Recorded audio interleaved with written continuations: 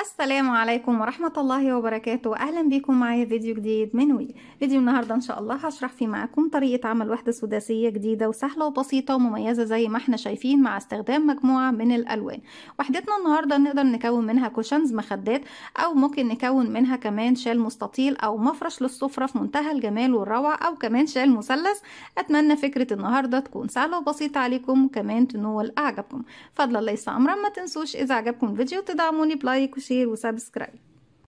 بسم الله الرحمن الرحيم. زي ما احنا شايفين بنستخدم 4 ألوان. اللون الأول بيكون في السطر السلاسل والسطر الأول، واللون التاني في السطر رقم 2، واللون 3 في السطر رقم 3. أما السطر رقم 4 و5 بيكونوا بلون واحد بس، وبيكون هو ده اللون اللي بيتوحد مع كل وحدات الشال أو المفرش أو القطعة اللي انت بتشغليها، على أساس طبعا إن عن طريق السطر الأخير بنبتدي، أو السطرين اللي في الآخر بنبتدي طبعا في السطر الأخير نشبك الوحدات بتاعتنا كلها، وبيكون هو السطر اللي بيجمع لي او اللون اللي بيجمع لي كل الوحدات في قطعة واحدة. بسم الله الرحمن الرحيم. في البداية ببتدي اشتغل بخيط صوف متوسط السمك مع ابرة رقم 3.5 ملم. بالنسبة يا بنات على حسب القطعة اللي هتكونيها، لو هتشغلي شال مستطيل بتستخدمي الخيوط الصوف، لو هتستخدمي كمفرش سفرة بتستخدمي الخيوط المخصصة لمفارش السفرة، بتكون القطن او خيط المنجد او غزل الصياد اللي هي بيكون الخيط النايلون او الخيط الحرير، او خيوط اليز ديفا او ديفا بلس او كوتون جولد، وعندنا كمان خيوط ناكو، وعندنا خيوط كتيرة جدا اللي هي بتكون الخيوط القطنية، بس نختار نوع يكون جيد وما بيبهتش معانا، علشان طبعا مفارش السفرة بتكون بتتعرض لاستخدام وغسيل ومكوى على مدى طويل، طبعا من الحاجات اللي بتكون معمرة معانا، فلازم تختاري نوعية جيدة من الخيوط. بسم الله الرحمن الرحيم. بسيب مسافة من الخيط والف الخيط حلقة على الهواء، بدخل داخل الحلقة ألف الخيط وأخرج منها، طرف الخيط بشده بقى في عقدة البداية. بسم الله. في الأول بنبتدي نعمل 4 سلسلة. بسم الله الرحمن الرحيم. بسم الله 1 2 3 4. هسيب ال3 سلاسل الأخيرة وهروح لأول سلسلة وهدخل في الحلقة الأمامية، هسحب الخيط وأخرج منها، ومن الحلقة الموجودة عندي على الإبرة هجيب طرف خيط البداية في ظهر السلاسل وابتدي أشتغل عليه. هبتدي ارتفع سلسلة واشتغل داخل الدائرة اللي كوناها 12 غرزة حشو.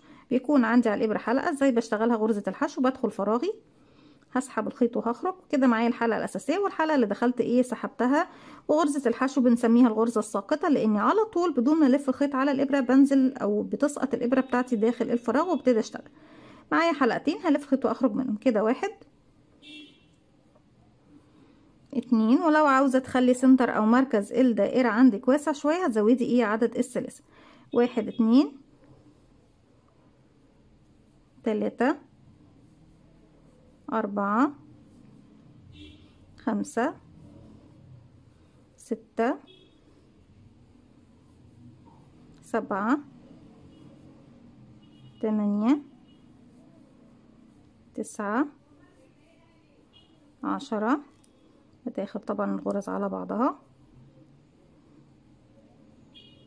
11 12. هبتدي اشتغلها وفي نفس الوقت اغير اللون الجديد. معايا حلقة بدخل فراغي اسحب الخيط واخرج، معايا كده حلقتين على الابرة. نجيب بقى اللون الجديد اللي هو اللون التركواز. هسيب مسافة بسيطة من الخيط لاني انا عندي طبعا الوحدة بتكون مفرغة. طيب ازاي نعالج او نخفي الخيوط دي؟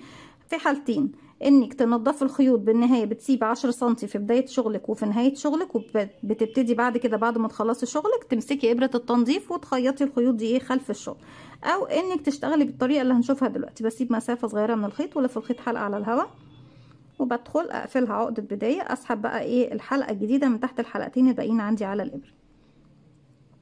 هروح لاول غرزة اشتغلتها وباخد معايا كمان طرف خيط البداية واسحب الخيط واخرج بغرزة منزلقة من تحت الفراغات كلها. طيب انا دلوقتي محتاجة خلاص ان انا اتخلص من الخيط القديم وابتدي بالخيط الجديد. الخيط الجديد انا كل اللي هشتغله هو سلسلة. هجيب الخيط دوت بقى، شايفين ده برفعه لفوق ما بين الخيط وما بين الابرة، وبعد كده هبتدي ادخل في نفس الفراغ اللي انا قفلت فيه اول فراغ، اشغل غرزة حشو، اسحب الخيط واخرج، ارجع الخيط تاني للجهة دي واكمل غرزة الحشو. طيب محتاجة ان انا اشتغل ايه يا بنات؟ محتاجة ان انا اشتغل عندي هنا، عفوا احنا بنشتغل غرزة منزلقة، يعني من نفس المكان، انا مش هرتفع حاجة. هبتدي اشتغل عفوا 10 سلاسل. ال10 سلاسل دول انا كده ارتفعت منهم واحدة، هجيب الخيط كده تاني وارجع ارتفع سلسلة كده 2 وارجع الخيط، سلسلة رقم 3 وارجع الخيط 4 وارجع الخيط، وكده رقم 5. كده خلاص انا الخيط اختفى معايا ومش محتاجة لإبرة التنظيف. زي ما احنا شايفين، في امكانكم تشتغلوها بغرزة الحشو زي ما كنت انا هعمل في البداية، او ان انتوا تشتغلوها بغرزة المنزلقة. الاتنين هيكونوا بيدونا نفس النتيجة ونفس الشكل. انا كده ارتفعت كام؟ 1 2 3 4 5. بكمل بقى 6 7 8 9 10. انا كنت واقفه عند اول غرزه هي بنات، تمام؟ هي دي الغرزه اللي انا قفلت فيها واشتغلت من عندها اول 10 سلسله. اسيبها واروح للغرزه اللي بعدها، ادخل اسحب الخيط واخرج كمان من الحلقه اللي عندي على الابره بغرزه منزلقه. ارجع تاني 1 2 3 4 5 6 7 8 9 10، وهروح للغرزة اللي بعدها ادخل بغرزة منزلقة. لو هتشتغلي بغرزة الحشو بتشتغلي 10 سلسلة وتدخلي تشتغلي غرزة الحشو ايه بتاعتك، ايا كان دي او دي بتديكي نفس الطريقة، تمام؟ لكن احنا ابتديناها بغرزة منزلقة فهنكملها بغرزة منزلقة. 10 سلسلة وبدخل اسحب الخيط واخرج كمان من الحلقة اللي عندي على الابرة. 10 سلسلة 1 2 3 4 5 6 7 8 9 10، واروح للفراغ اللي بعده. وانا اشتغلت هنا اروح بقى للي بعده اشتغل غرزة منزلقة سليب ستيتش، وبكمل 10 سلسلة 10 سلسلة منزلقة 10 سلسلة منزلقة 10 سلسلة منزلقة لغاية ما بوصل لنهاية السطر. وبشتغل تاني اخر منزلقة عندي فوق اول غرزة حشو بتكون هي موجودة عندي في نفس السطر. هكمل وارجع لكم. رجعت لكم تاني، وفي نهاية السطر زي ما احنا شايفين بندخل في نفس المكان اللي احنا دخلنا فيه في اول غرزة، وبقفل بغرزة منزلقة. في السطر دوت انا مضطرة ان انا اسيب 10 سنتي، اخرج من الحلقة دي واسيب مسافة تكون كافية ان انا انضف في ابرة التنظيف، وبسيب بقى المسافة دي، وبعد كده بلضمها في ابرة التنظيف، ومن خلف الشغل ببتدي ايه اخيطها ايه داخل الغرز. تمام يا بنات؟ هنا انا مش هينفع طبعا ان انا اشتغل بنفس الطريقة اللي احنا اشتغلناها. هبتدي اضيف اللون رقم 3 اللي هو بيكون اللون البينك معايا البامبي، بيكون معايا على الابرة حلقة، بلف الخيط كده حلقة على الهواء واقفلها عقدة بداية، حلقة موجودة على الابرة. ابتدي اجيب اي سلاسل من السلاسل ال10 دول، وفوق السلاسل في المنتصف كده هبتدي ادخل اسحب الخيط واخرج. هجيب معايا خيط البداية بالشكل ده هنا، ومعايا حلقتين هلف خيط واخرج منهم بالشكل ده. اشتغلت غرزة حشو. ما بين كل غرزة حشو او فراغ وفراغ باخد 4 سلسلة مسافة. طيب انا عايزة اتخلص من الخيط ده، هجيبه هنا مرة واشتغل سلسلة، ارجعه واشتغل سلسلة، نرجعه كمان وسلسلة، نرجعه للمرة الأخيرة وسلسلة زي ما احنا شايفين. وبعد ما انا اشتغلت عليه مرحلة كافية طبعا زي ما احنا شايفين هبتدي اقص ايه الخيط اللي بيكون عندي زيادة. تمام كده خلاص اشتغلنا واضفنا اللون الجديد وكمان نضفناه بدون ابرة التنظيف. في الاماكن اللي بحتاج فيها ابرة تنظيف بسيب ايه زي ما احنا شايفين مسافة كافية ان انا الضمها وببتدي اخيط بيه. في الاماكن اللي ممكن ان انا اتلاشى الموضوع دوت وابتدي اشتغل وانضف وانا شغالة بنشغل زي ما احنا شايفين. بعد ما اخدت 4 سلسلة بروح لمنتصف السلاسل 10 واشغل غرزة حشو.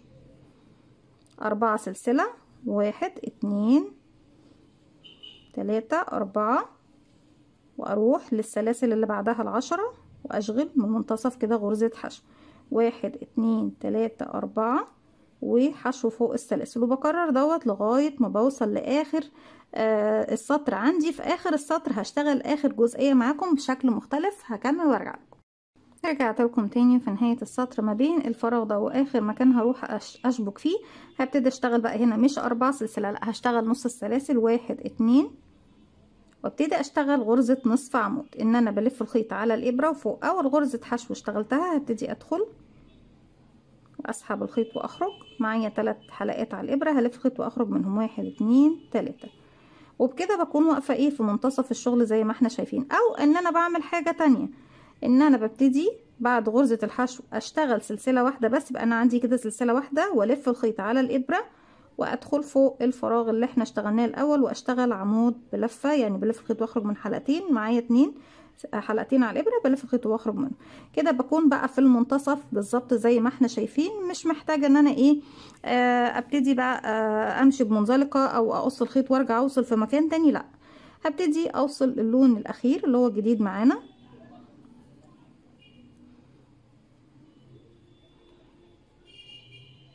ارتفاع سلسلة، ومن نفس المكان هنزل واشغل، اسحب الخيط غرزة حشو، وبالشكل دوت طبعا ايه ببتدي اقص الخيط البينك وابتدي هشتغل بس الحشو وارجع اسحب اللونين طبعا مع بعض زي ما عملنا تحت. هسحب كده واشتغل 1 سلسلة وارجع تاني 2 وارجع تاني 3 4، هنا بشتغل 5 سلسلة. طبعا المفروض ان انا كنت بسحب الفتلتين، ولكن ايه لو انا قصيت الخيط ده خلاص انا بقى هسيب 10 سنتي من الخيط وابتدي اقصه بابرة التنظيف انضف. لكن لو هتنضفي بالطريقة اللي احنا عملناها هتشغلي بنفس الطريقة اللي احنا سحبنا بيها اللون ايه الجري او الرمادي ده. هبتدي بعد ال5 غرزة سلسلة هروح للسلاسل الاربعة واعمل حشو، ارجع تاني 1 2 3 4 5،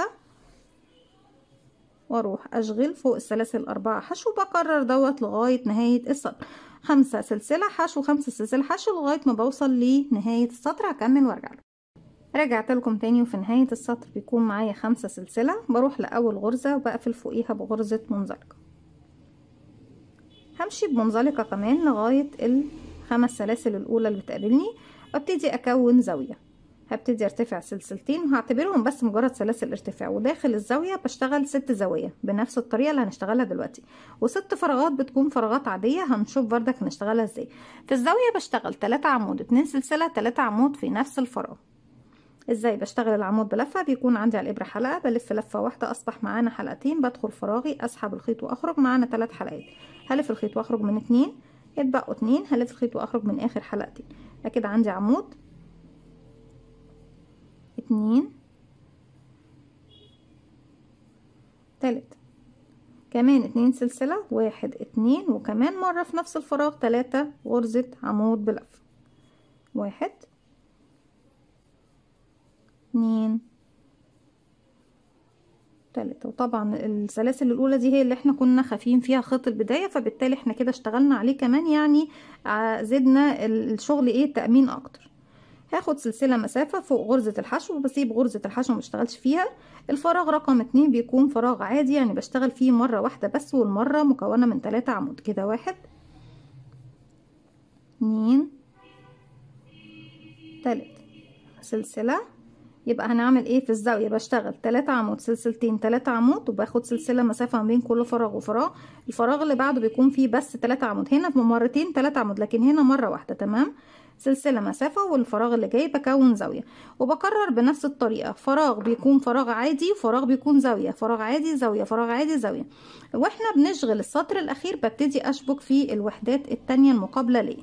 طيب ازاي بشبك؟ احنا هنا رايحين نشتغل في زاوية، بشغل 1 2 3. طيب كنا بناخد سلسلتين، لا مش هاخد سلسلتين، هاخد سلسلة واحدة بس اللي هي بتكون ايه داخل الزاوية، واجيب بقى الوحدة المقابلة ليه اللي هبتدي اشبك فيها. هرفع خيطي لفوق واجيب الوحدة، ومن تحت الوحدة انا وشها اهو يا بنات، من تحت الوحدة عند الزاوية اللي انا المفروض واقفة عند السلاسل الاتنين هنا فيها، هنا بردك من عند السلسلتين بنزل اسحب الخيط واخرج، معايا كده على الابرة حلقتين، هلف الخيط واخرج منهم. كده بكون اشتغلت غرزة حشو، وفي نفس الوقت من فوق ادتني فراغ يعني بمثابة السلسلة التانية. هبتدي بقى اكمل الزاوية هنا واشتغل كمان 3 عمود بلفة في نفس الفراغ. 1 2 3. بناخد ما بين كل فراغ وفراغ سلسلة واحدة، لكن هنا انا مش هاخد السلسله، صح؟ هرجع بقى سلسله طالما انا بشبك. لو ما بشبكش وبكمل الوحده الاولى هاخد السلسله، لكن لو بشبك في وحده تانية باجي بقى للوحده التانية، ده مكان السلسله، ما اخدتش السلسله هنا يا بنات، انا رجعتها تاني. هنزل من تحت السلسله اسحب الخيط واخرج، معايا حلقتين الف خيط واخرج منهم. كده عندي شكل حرف في لمكان سلسله، لكن هو في الواقع اللي احنا شبكنا بيه هي غرزه حشو. تمام، وهبتدي اشغل بقى ال3 عمود بلفه في الفراغ اللي جاي. 1 2 3. برضك كنت باخد سلسلة، كنا بناخد سلسلة واكمل ايه في المكان اللي جاي زاوية. لا، مش هاخد السلسلة وهرجعها تاني، وهبتدي ارجع للسداسي اللي في الخلف وادخل من تحت السلسلة، اسحب الخيط واخرج. معايا حلقتين الف خيط واخرج منهم بغرزة حشو، ادتني من فوق فراغ كأنه ايه بالظبط السلسلة. هنا ده فراغ عادي، هنا هبتدي اشتغل زاوية. يبقى 3 عمود في الاول، 1 2 3. كنا بناخد يا رندا سلسلتين في الزاوية ما بين كل مجموعة مكونة من 3 عمود والمجموعة اللي بعدها. لا، مش هاخد سلسلتين، هاخد واحدة بس، وهشبك في الفراغ اللي ورايا بغرزة حشو بمثابة السلسلة رقم 2، وارجع تاني لنفس الزاوية اللي انا فيها واكمل 1 2 3 عمود. كده انا شبكت خلاص. بصوا، شبكت في الوحدة التانية المقابلة ليه. بيكون اماكن التشبيك اللي بشبك فيها زي ما احنا شايفينها بتكون في الفراغات، يعني مكان السلاسل. هنا عندي الزاوية شبكت في السلسلتين، وفي مكان السلسلة شبكت، وفي مكان السلسلة شبكت، ورجعت ايه شبكت في الزاوية تاني. طيب لو انا عندي وحدات تانية وهبتدي اشتغلها، هشبك ازاي؟ لما اجي للزاوية دي يا رندا او في المكان اللي هنا دوت، هشبك ازاي؟ هبتدي هدخل هنا ولا هدخل هنا؟ لا، ولا هنا ولا هنا، هدخل في المكان ده. وممكن تعملي حاجة تانية، ممكن بالنسبة للوحدة اللي هتكون في الجانب ده ادخلي في الفراغ ده، الوحدة اللي هتكون في الجانب ده ادخلي في الفراغ ده. لكن لو وحدة هتحطيها في منتصف الاتنين، هتبتدي تشبكي الزاوية بتاعتك في المكان اللي هو بيجمع الاتنين مع بعض زي ما احنا شايفين. وبكمل بنفس الطريقة ان انا ببتدي اشتغل بقى سلسلة. الفراغ اللي جاي فراغ عادي، يعني بشتغل 3 عمود بس، 1 2 3 سلسلة، وبشتغل زاوية سلسلة فراغ عادي فيه 3 عمود، سلسلة زاوية، والزاوية بتكون 3 عمود 2 سلسلة 3 عمود بلفة لغاية ما بوصل لنهاية السطر. باخد سلسلة وبقفل بغرزة منزلقة في اول عمود اشتغلناه. هكمل لغاية ما اوصل لنهاية السطر وارجع لكم نشوف وحدتنا مع بعض. رجعت لكم تاني وبعد كده ما خلصت اخر فراغ عندي، وكان فراغ عادي اشتغلت فيه 3 عمود وخدت سلسلة. هروح لاول عمود بلفة اشتغلته السلسلتين ملناش علاقة فيهم او بيهم، احنا بنشوف طبعا العمود الاول، وننزل تحت حرف الفي نسحب غرزة منزلقة. بسحب 10 سنتي من الخيط، وبعد كده ببتدي اقص الخيط. كل الخيوط دي بسيب منها 10 سنتي، وبإبرة التنظيف بقص بالمقص، وبإبرة التنظيف ببتدي اشبك الخيوط دي كلها. وفي ظهر الشغل ايه ببتدي انضف الشغل. بكده نكون وصلنا لنهاية فكرتنا النهاردة او وحدتنا النهاردة، وبكمل كل الوحدات بنفس الطريقة. وطبعا الوحدة الاولى بتكمليها بالكامل كاملة حتى السطر الاخير. اما بقية الوحدات وانتي بتشتغلي بتبتدي تشبكي كل الوحدات. في بنات كتير بيسألوني يا رندا، طب احنا ممكن نشتغل الوحدات كلها بالكامل وبعد كده اشبكها بالخيط والابرة؟ مفيش اي مشكلة، هتشوفي بس الاماكن اللي احنا شبكنا فيها وهتشبكيها بالخيط والابرة. انا شخصيا اعوذ بالله من كلمة انا بستسهل الطريقة دي بصراحة، وبحس ان هي انضف في الشغل.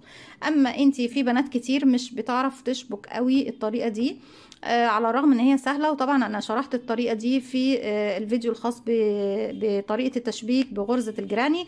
هي دي نفس الطريقة سواء في المربع او المثلث او السداسي او المستطيل او اي طبعا واحدة انت بتشغليها. للي حابب يرجع للفيديو، اتمنى يكون سهل وبسيط عليكم. اتمنى كمان ان فيديو النهارده يكون سهل وبسيط عليكم، كمان ينول اعجابكم. فضلا ليس امرا، ما تنسوش اذا عجبكم الفيديو تدعموني بلايك وشير وسبسكرايب، واستنوني فيديو جديد من وي. متنسوش كمان تفعلوا زرار الجرس يوصلكم مني كل جديد. السلام عليكم ورحمة الله وبركاته.